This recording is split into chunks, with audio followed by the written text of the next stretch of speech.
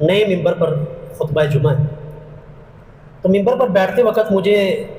ایک رسول اللہ صلی اللہ علیہ وسلم کی حدیث مبارکہ یاد آ گئی، میں نے سمجھا آپ کے ساتھ بھی شیئر کر دی جائے۔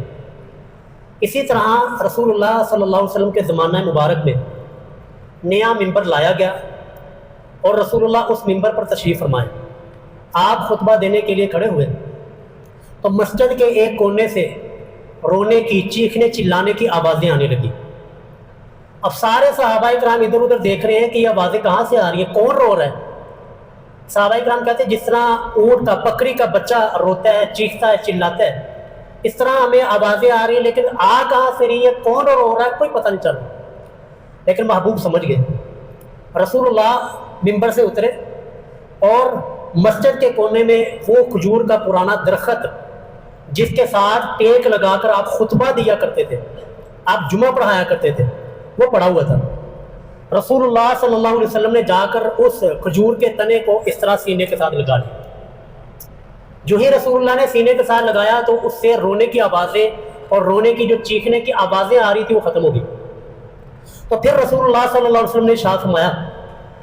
کہ یہ پہلے جب میں جمعہ پڑھایا کرتا تھا، خطبہ دیا کرتا تھا، تو اس تنے کے ساتھ ٹیک لگا کر، سہارا لگا کر میں خطبہ دیا کرتا تھا، لیکن جب اب نیا ممبر آیا تو یہ کھجور کا تنا جو کہ ایک بے جان ہے، یہ میری جدائی برداشت نہیں کر سکا، جس کی وجہ سے اس نے رونا شروع کر دیا۔ تو ہمارے محبوب کے ساتھ جی انسانوں کو تو چھوڑ دیں، جانوروں کو بھی چھوڑ دیں، بے جان چیزوں کو بھی ہمارے محبوب کے ساتھ محبت تھی۔ بے جان چیزیں بھی ہمارے محبوب کی جدائی برداشت نہیں کر سکتی۔ تو ہماری اتنے نیک تو ہیں نہیں کہ وہ پرانا ممبر ہماری جدائی میں رونا شروع کر دے۔ بس ہم یہ دعا کریں گے اور آپ بھی یہ دعا کریں کہ جس طرح پرانے ممبر پہ ہم نے قرآن و سنت کی آواز کو بلند کیا، اسی طرح اللہ رب العالمین اس ممبر پر بھی ہمیں قرآن و سنت کی آواز صحیح معنی کے اندر، صحیح عقیدہ، صحیح احادیث، صحیح قرآنی آیات کی روشنی میں بیان کرنے کی توفیق عطا فرمائے۔ اور پرانا ممبر بھی ہمارا توحید کا اور ہماری صحیح واضح و خطابت کا انشاءاللہ گواہ ہے، اور یہ ممبر بھی انشاءاللہ العزیز اس بات کا گواہ ہوگا روز قیامت کو کہ ہم نے اس ممبر پر کھڑے ہو کر کوئی جھوٹی روایت، کوئی قصے کہانی، کوئی غلط بات وہ نہیں بتائی۔ ہاں اگر ہم سے کوئی غلطی ہوئی ہے تو اللہ رب العالمین ہمیں اسے توبہ کرنے کی، رجوع کرنے کی اللہ توفیق عطا فرمائے۔ تو آج کے خطبہ جمعۃ المبارک کا عنوان دفاع صحابہ کرام، یہ اللہ رب العالمین کی عظیم سنت ہے۔ اس عنوان پر آج چند گزارشات آپ کی خدمت میں عرض کروں گا۔ خطبہ سے پہلے ایک تمہیدی بات وہ آپ نوٹ فرما لیں کہ اللہ رب العالمین کا قانون ہے جس کو اللہ نے اپنے کلام میں سورۃ الرحمن میں اللہ نے اس قانون کو بیان فرمایا۔ اللہ فرماتے ہیں کہ حل جزاء الاحسان الا الاحسان، کہ احسان کا بدلہ احسان ہی ہے، کہ جس نے رب کے ساتھ احسان کیا، رب کے ساتھ اپنی یاری اور دوستی لگائی، تو رب کی بھی پھر اس کے ساتھ ہی یاری دوستی ہے۔ یہ قانون ہے۔ اس قانون کے تحت صحابہ کرام نے رب کے دین کو،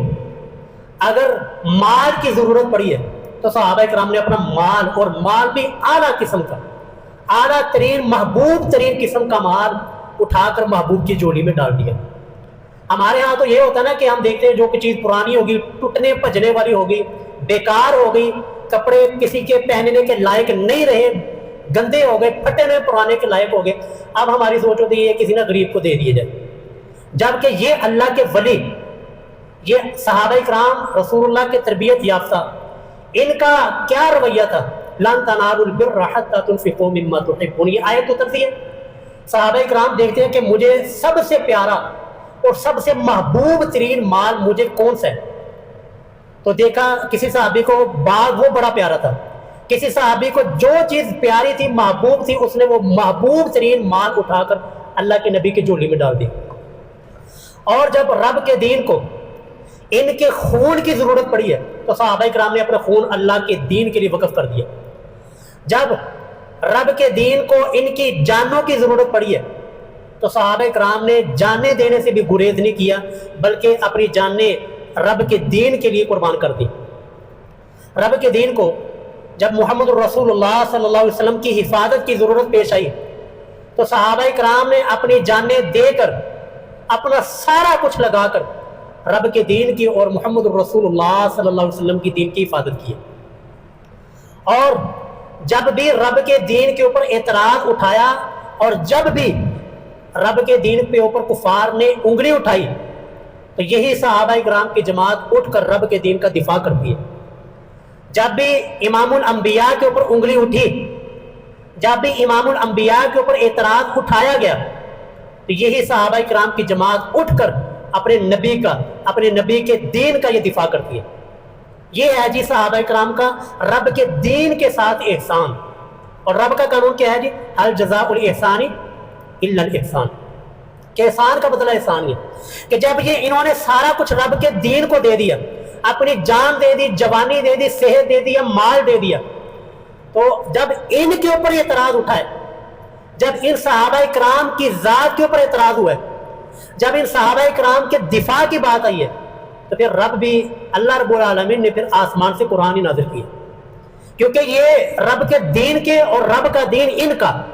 یہ رب کے ہو گئے اور رب ان کا ہو گیا۔ من کان للہ کان اللہ لہ، کہ جو رب کا ہو گیا رب پھر اس کا ہو گیا۔ جب دفاع دین کی بات ہو تو صحابہ کرام سامنے نظر آتے، اور جب دفاع صحابہ کی بات ہو تو رب کا قرآن سامنے نظر آتا ہے۔ دو تین مثالیں میں آپ کے سامنے عرض کر دیتا ہوں کہ جہاں پر رب کے ان خلیل اور رب کے ان اولیاء کے اوپر اعتراض اٹھایا گیا تو رب العالمین کی ذات خود سامنے آ گئی، اللہ کا قرآن اترا اور صحابہ کرام کا دفاع کیا۔ شروع کی بات ہے، مدینہ کے اندر رسول اللہ صلی اللہ علیہ وسلم گئے اور کفار اور منافقین وہاں پر موجود ہیں، اور ان سے کہا جاتا ہے جی ایمان لے آؤ۔ اب وہ دیکھتے ہیں کہ ایمان لانے کا مطلب تکلیفیں جھیلنا ہے، ایمان لانے کا مطلب مارے کھانا ہے، ایمان لانے کا مطلب ہے سارے زمانے کو اپنا دشمن بنانا ہے۔ تو ان ظالموں نے کیا مشہور کر دیا، کہنے لگے انؤمن کما آمن السفہاء، کہ ہم اس طرح ایمان لے آئے جس طرح کہ نعوذ باللہ یہ بے وقوف لوگ ایمان لائے۔ صحابہ کرام کو نعوذ باللہ انہوں نے بے وقوف کہا۔ اب جب یہ رب کے دین کے تھے تو اب رب ان کا ہونے لگا ہے، وہی لفظ ہے، وہی انداز ہے، وہی اسلوب ہے۔ انہوں نے صحابہ کرام کو نعوذ باللہ بے وقوف کہا، تو اب رب کا قرآن کیا اعلان کرتا ہے؟ آسمان سے قرآن اترتا ہے، اللہ فرماتے ہیں الا، اہل عرب سے جا کے پوچھیں یہ الا کے اندر کتنا غصہ چھپا ہوا ہے، اور خبردار ایک یہ ہے کہ جب اللہ کا لفظ بولا جاتا ہے نا قرآن میں عربی زبان میں، اس کا مطلب اپنے غصے کا اظہار کر کے اگلے بندے کو جھنجھوڑنا، اور خبردار انہم، یہ جو لوگ ہیں جو میرے نبی کے اصحاب کے اوپر انگلی اٹھانے والے ہیں، نبی کے صحابہ کو تنقید کا نشانہ بنانے والے ہیں، اللہ فرماتے ہیں ہم السفہاء، یہ بے وقوف ہے، ولکن لا یعلمون، لیکن ان بدبختوں کو اس بات کا علم نہیں ہے۔ تو دیکھیے جی جب اعتراض دین پر تھا تو صحابہ کرام کھڑے ہو گئے، اور جب صحابہ کرام کے اوپر اعتراض ہوا، جب انگلی صحابہ کرام کے اوپر اٹھی ہے تو رب کریم کی یہ سنت ہے انہی الفاظ کے ساتھ، اسی اسلوب کے ساتھ، اسی طریقے کے ساتھ، انہی جملوں کے ساتھ صحابہ کرام کا دفاع کیا کہ انہوں نے بے وقوف کہا تھا، تو مقابلے میں اللہ رب العالمین نے بھی ان کو یہی لفظ دیا۔ دوسرا مقام عبداللہ بن ابی رئیس المنافقین، منافقین کا سردار ہے، مدینہ کے اندر ایک غزوہ کے موقع پر صحابہ کرام کے بارے میں یہ جملہ کہتا ہے کہ جب ہم مدینہ کے اندر جائیں گے تو ہم کیا کریں گے جی، لَئِن رَجَعْنَا إِلَى الْمَدِينَةِ، جب ہم مدینہ میں جائیں گے نا، واپس اپنے پلٹیں گے اپنے گھروں کے اندر، تو لَيُخْرِجَنَّ الْأَعَزُّ مِنْهَا الْأَذَلَّ، تو نعوذ باللہ ہم کیا کریں گے، ہم عزت والے لوگ ان ذلیلوں کو یہاں سے نکال دیں گے۔ صحابہ کرام کے لیے نعوذ باللہ اس ظالم نے، اس بدبخت نے کون سا لفظ استعمال کیا؟ ذلیل کا۔ اب جب انگلی صحابہ کرام کے اوپر اٹھی، جب اعتراض صحابہ کرام کی ذات کے اوپر آیا، تو رب تو ایسا نہیں نا اپنے نبی کے یاروں کو، اپنے نبی کے جانثاروں کو ایسے ہی اللہ بے یار و مددگار چھوڑ دے۔ اللہ اپنے نبی کے صحابہ کرام کو اسی طرح بغیر کسی مدد کے چھوڑ دے، ایسا نہیں ہے، کیونکہ یہ رب کے دین کے تھے اور رب کا دین ان کا تھا۔ اللہ رب العالمین کی طرف سے اسی کی طرح کا دفاع اور اسی طرح کا جواب واپس آتا ہے، بلکہ اس جواب سے پہلے حضرت زید بن ارقم رضی اللہ تعالی عنہ یہ جملہ اس منافق کی زبان سے یہ جملہ سن لیتے ہیں، آ کر رسول اللہ کو بتاتے ہیں یا رسول اللہ یہ عبداللہ بن ابی رئیس المنافقین یہ کہہ رہا ہے کہ نعوذ باللہ جب ہم مدینہ میں جائیں گے تو ہم عزت والے لوگ ان ذلیلوں کو یہاں سے نعوذ باللہ نکال دیں گے. رسول اللہ نے بلا لیا کیونکہ اس دور میں یہ علم غیب کی بحثیں تو نہیں نہ ہوتی تھی. اس دور میں یہ خبث اور یہ اس طرح کی باتیں نہیں چلی تھی. رسول اللہ نے بلایا, پوچھا ہاں جی یہ تمہارے بارے میں یہ شکایت ہے, کمپلین آئی ہے, کیا تم نے اس طرح کا جملہ کہا ہے؟ اب یہ عبداللہ بن ابی سفید داڑھی ہے, بڑی خوبصورت دستار باندھی ہے اور بڑا حسین و جمیل چہرہ لے کر یہ رسول اللہ کے پاس آتا ہے. یا رسول اللہ قسمیں اٹھا لیتے ہیں اللہ کی, یا رسول اللہ اللہ کی قسم ہے ہم نے تو اس طرح کا جملہ کہا ہی نہیں ہے. اب اس منافق کے مقابلے میں حضرت زید بن ارقم رضی اللہ تعالیٰ عنہ ایک بچے تھے, ابھی ان کی عمر نوجوانی کی عمر تھی. تو رسول اللہ صلی اللہ علیہ وسلم نے بھی عبداللہ بن ابی کو قسم اٹھانے کی وجہ سے سچا قرار دے دیا اور اپنے جانثار صحابی حضرت زید بن ارقم رضی اللہ تعالیٰ عنہ کو نعوذ باللہ جھوٹا قرار دے دیا کہ آپ کی سے غلط بیانی ہوئی ہے, آپ کو غلط فہمی ہوئی ہے. تو حضرت زید بن ارقم فرماتے ہیں کہ مجھے اتنا دکھ ہوا کہ محبوب کی زبانی مجھے جھٹلا دیا گیا, کیونکہ صحابہ اکرام کے لیے سب سے بڑی جو گالی تھی نا, سب سے بڑی جو گالی وہ جھوٹا کہلوانا ہوتا تھا. آج ہمیں تو کوئی پریشانی نہیں نہ ہوتی, جھوٹ بول لیتے ہیں, جھوٹ ہمارے بازاروں کے اندر ہے اور ہم جھوٹ بول بول کر کوئی سچ بھی بول لیں تو ہماری بات کو کوئی یقین نہیں کرتا, ہمیں کوئی پرواہ نہیں ہوتی. لیکن اس دور کے اندر عرب کے زمانے میں کسی کو جھوٹا کہنا یہ بہت بڑی گالی سمجھا جاتا تھا. تو حضرت زید بن ارقم گھر کے اندر بیٹھ جاتے, پریشان ہیں کہ یار اللہ کے نبی کی زبانی مجھے جھوٹا قرار دے دیا گیا. تو جب اعتراض اس رب کے اور اللہ کے اس نبی کے اس صحابی کے اوپر اٹھا تو قرآن خود آتا ہے, قرآن کی آیات اترتی ہیں, اللہ کے نبی کے اوپر قرآن کی آیات اترتی ہیں. اللہ فرماتے ہیں محبوب یحلفون باللہ ما قالوا, یہ ظالم آپ کے سامنے آ کر قسمیں اٹھاتے ہیں اللہ کی کہ ہم نے یہ جملہ نہیں کہا, ہم نے اس طرح کی بکواسیات نہیں کہی اے محبوب, بلکہ کیا ہے وَلَقَدْ قَالُوا كَلِمَةَ الْكُفْرِ, انہوں نے یہ کلمہ کفر کہا ہے. اللہ نے حضرت زید بن ارقم رضی اللہ تعالیٰ عنہ کی زبان کو سچ قرار دیا اور اس عبداللہ بن ابی رئیس المنافقین کی زبان کو جھوٹا قرار دیا. اتنا زیادہ آ کر اللہ رب العالمین اپنے نبی کے صحابہ کرام کا دفاع کرتے ہیں, کیونکہ یہ نبی کے صحابہ رب کے دین کے تھے اور رب کا دین پھر ان کا ہے.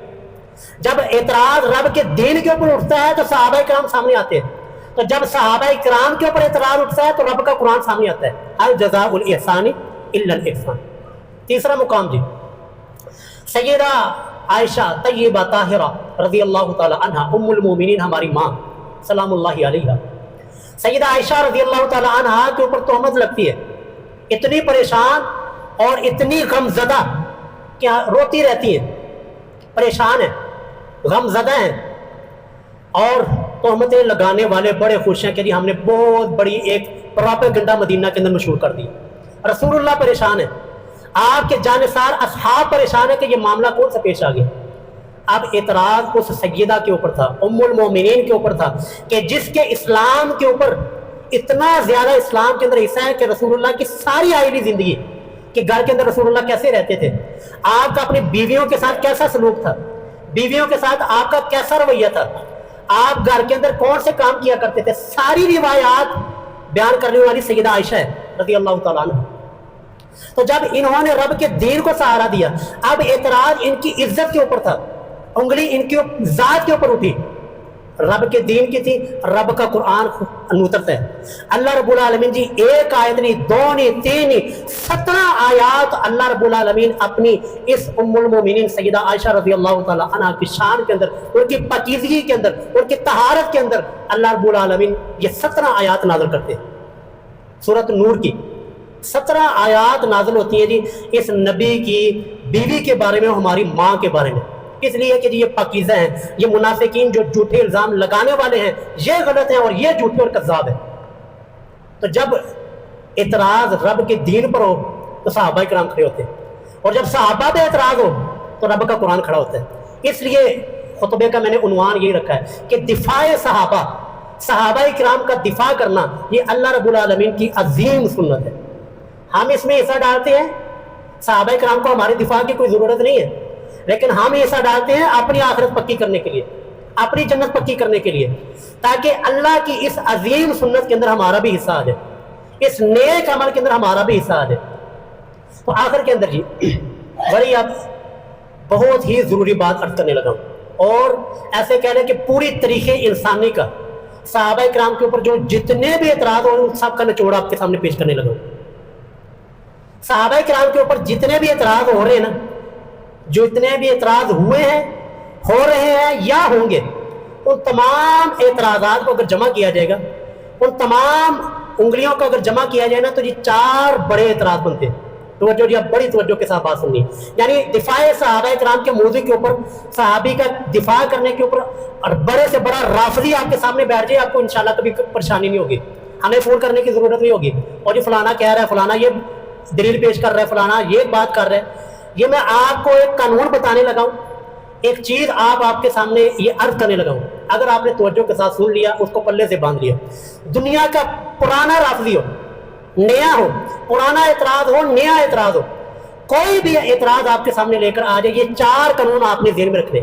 اور یہ 4 قسم کے اعتراضات یہ صحابہ کرام کے اوپر اٹھائے جاتے ہیں۔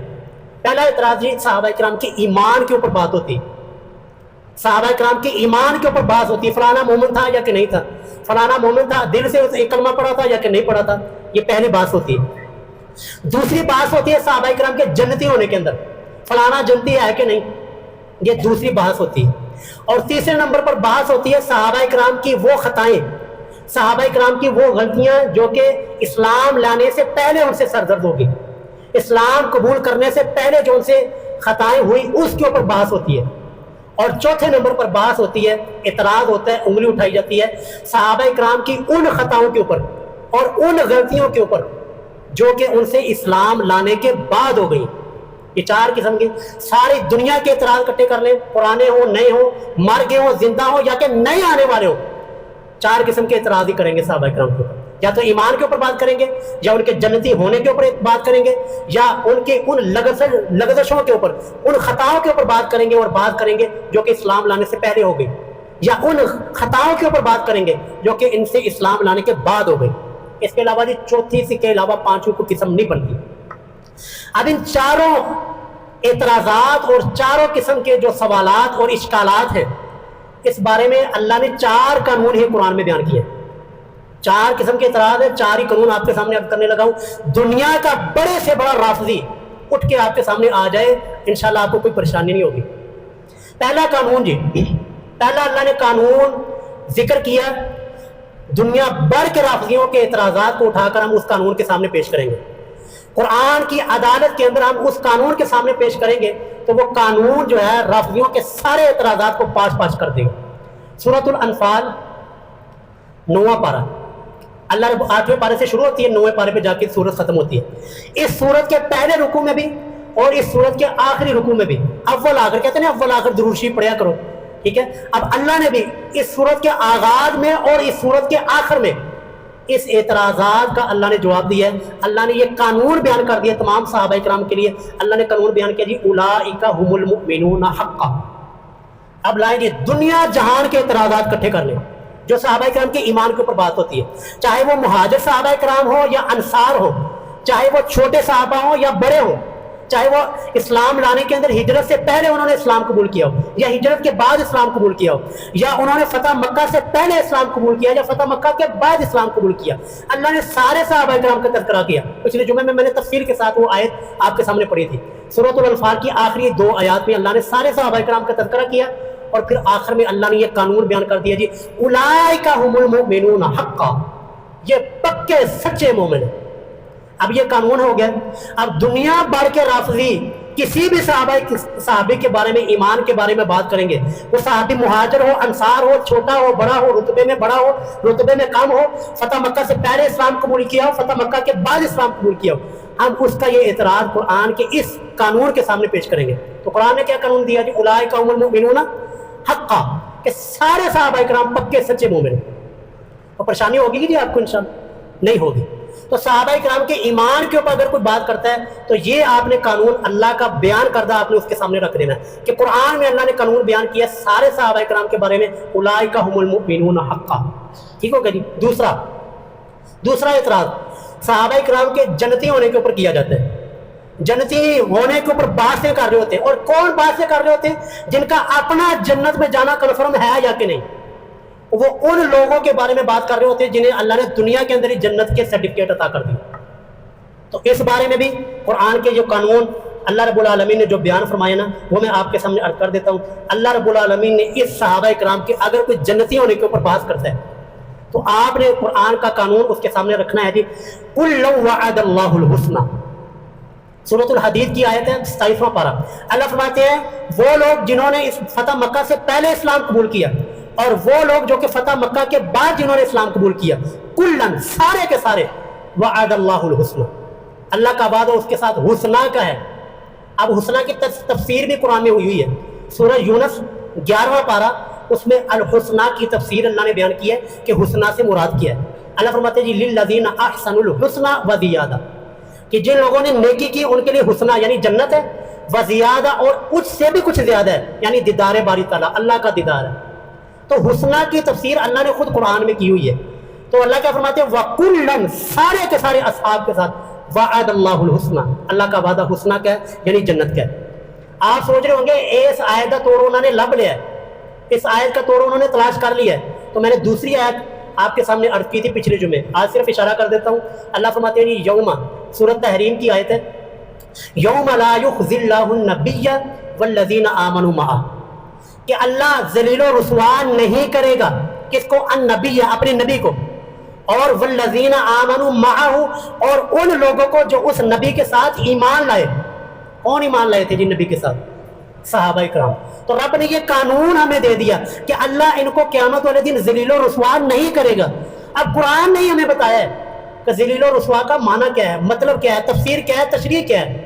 سورۃ آل عمران میں اللہ نے فرما دیا ربنا انک من تدخل النار فقد اخزیتہ، کہ یا ربی جس کو تو نے جہنم میں ڈال دیا، جہنم میں داخل کر دیا، فقد اخزیتہ، وہ اصل ذلیل و رسوا ہوگا.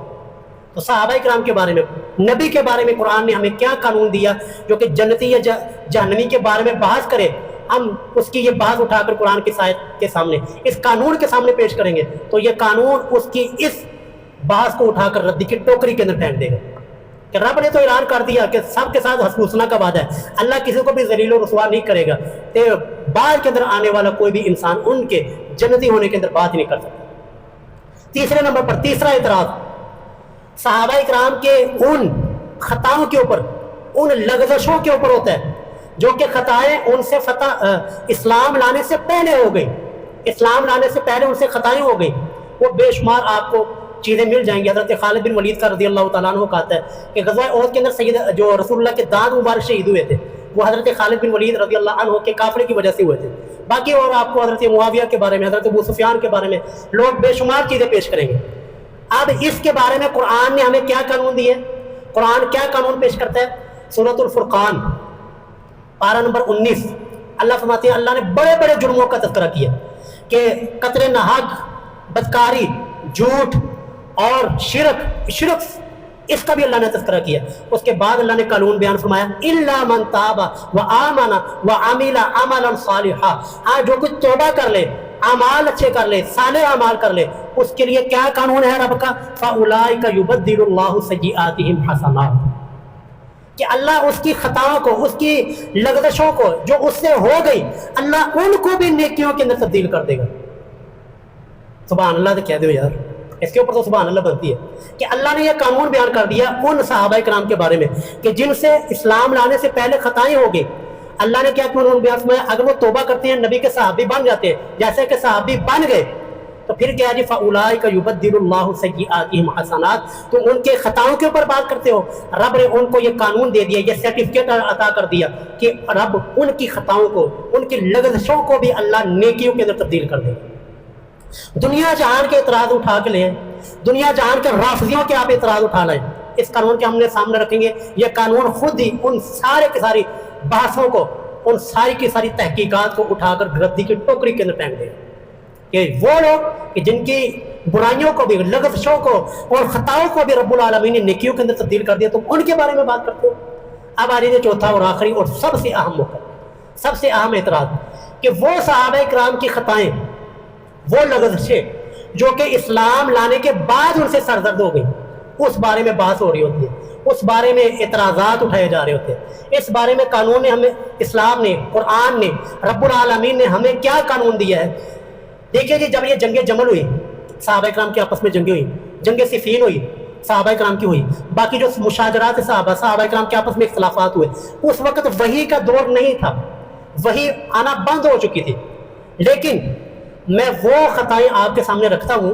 جو رسول اللہ کے زمانہ مبارک میں آپ کی موجودگی میں جب وحی آیا کرتی تھی، جب جبریل آیا کرتے تھے، جب وحی رکی نہیں تھی، اس دور میں صحابہ کرام سے کچھ خطائیں ہوئی تو رب العالمین کا رویہ کیا رہا۔ تو یہ ہے جی، اس کے لیے اللہ رب العالمین نے سورۃ آل عمران پارہ نمبر 4 آیت نمبر 55 میں اللہ رب العالمین نے قانون بیان کر دیا جی، وَلَقَدْ عَفَا اللَّهُ عَنْهُمْ، کہ ان سے جو غلطیاں ہوئیں، خطائیں ہوئیں، اور یہ خطا پتہ کس موقع کے اوپر ہے؟ جو صحابہ کرام غزوہ احد سے جنگ چھوڑ کر چلے گئے تھے، اتنا بڑا جو خطا ان سے سرزد ہو گئی تھی، وحی کا دور تھا، تو اللہ رب العالمین نے کیا قانون بیان فرمایا جی، وَلَقَدْ عَفَا اللَّهُ عَنْهُمْ، اللہ نے ان سے درگزر کر دیا، اللہ نے ان کو معاف کر دیا۔ یہ قانون ہے جو صحابہ کرام سے اسلام لانے کے بعد جو خطائیں سرزد ہو گئی۔ اسی طرح دوسری جو ایک آیت اللہ رب العالمین فرماتے ہیں، حضرت ابی بن کعب رضی اللہ تعالیٰ عنہ اور باقی 3 صحابہ کرام جو کہ غزوہ تبوک سے پیچھے رہ گئے تھے، اللہ فرماتے ہیں جی، لَقَدْ تَابَ اللَّهُ عَلَى النَّبِيِّ، اللہ نے اپنے نبی کی توبہ کو قبول فرما لیا۔ نبی کی توبہ یعنی جو صحابہ کرام غزوہ سے پیچھے رہ گئے تھے، آپ ان کے لیے استغفار کیا کرتے تھے، تو اللہ فرماتے ہیں کہ لَقَدْ تَابَ اللَّهُ عَلَى النَّبِيِّ، اللہ نے اپنے نبی کی توبہ کو بھی قبول فرما لیا، والمہاجرین، مہاجرین صحابہ کرام سے جو ہوئی اللہ نے اس کی توبہ کو بھی قبول فرما لیا، والانصار، انصار صحابہ کرام سے جو خطا ہوئی اللہ نے ان کو بھی توبہ، ان کی توبہ کو بھی قبول فرما لیا، اور اللہ نے ثم تاب علیہم، پھر اللہ تعالیٰ نے ان کی توبہ قبول فرما لی، کیونکہ انہ بہم رؤوف الرحیم، کیونکہ وہ رب ان صحابہ کرام کے ساتھ بڑا ہی شفقت کرنے والا اور بڑی مہربانی فرمانے والا۔ تو جن کو معافیاں رب کی دربار سے مل گئی، جن کو رب کی عدالت سے معافیاں مل گئی، تو بعد میں آنے والے لوگ معامے نہیں لگتے جو ان کے بارے میں زبان کھولیں یا ان کی لغزشوں کا، خطاؤں کا تذکرہ کریں، کیونکہ اگر یہ اس دور کے اندر یہ خطا ہوتی تو اللہ کی طرف سے یہ بھی قرآن کی آیات اتر آتی کہ ان کے لیے بھی معافی کا اعلان ہے۔ تو مل ملا کر خلاصہ کلام یہ ہے کہ صحابہ کرام کی ایمان کی بات ہو تو قرآن دفاع کرتا ہے، صحابہ کرام کے جنتی ہونے کی بات ہو تو قرآن دفاع کرتا ہے، صحابہ کرام کی ان خطاؤں کے اوپر بات ہو جو کہ اسلام لانے سے پہلے ہو گئی تو قرآن دفاع کرتا ہے، اور صحابہ کرام کی وہ خطائیں جو اسلام لانے کے بعد ہو گئی تو اس کے اوپر بھی قرآن کھڑا ہے، اس کے اوپر بھی قرآن دفاع کرتا ہے، اس کے اوپر بھی اللہ رب العالمین کی معافی کے اور درگزر کے وعدے ہیں۔ اللہ رب العالمین کی صحابہ کرام کے ساتھ، اہل البیت کے ساتھ میں سچی اور پکی محبت